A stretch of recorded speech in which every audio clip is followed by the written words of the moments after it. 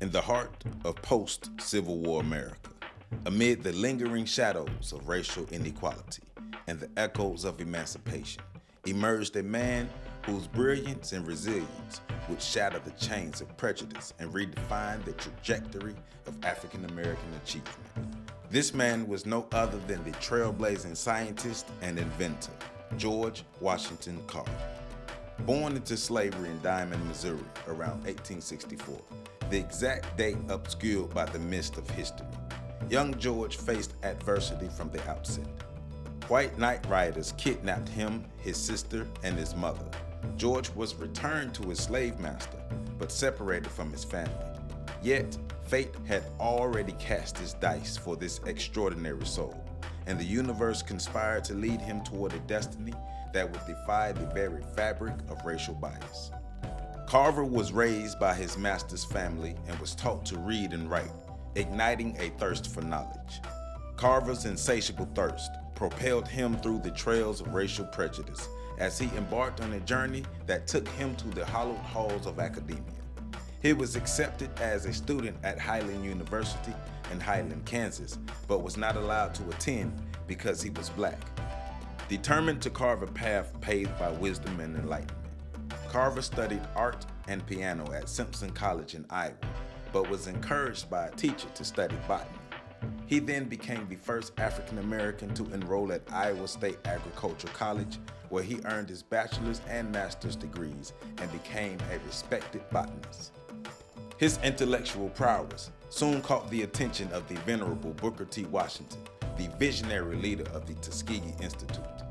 In 1896, Carver found himself in the verdant Alabama landscape, where he became the head of Tuskegee's agriculture department, sowing the seeds of his groundbreaking work in agriculture science.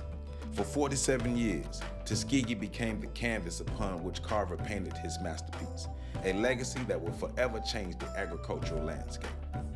Carver's relentless experimentation and innovative spirit transformed him into the plant doctor as he diagnosed and cured the problems Southern farmers were having with their soil. He revolutionized crop rotation techniques, breathed life into depleted soils, and championed the humble peanut and sweet potato as the saviors of the South.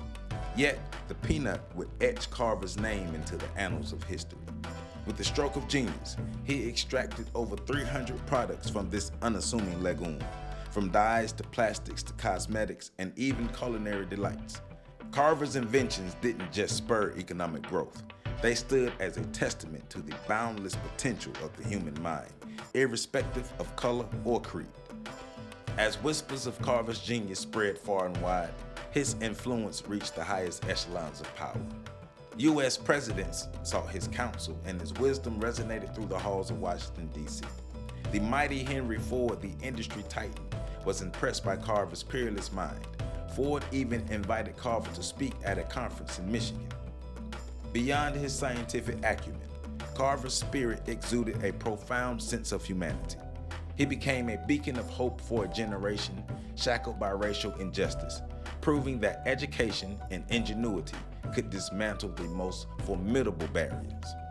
On January 5, 1943, the world bid farewell to George Washington Carver. But his legacy endures in every field and farm touched by the transformative power of his intellect.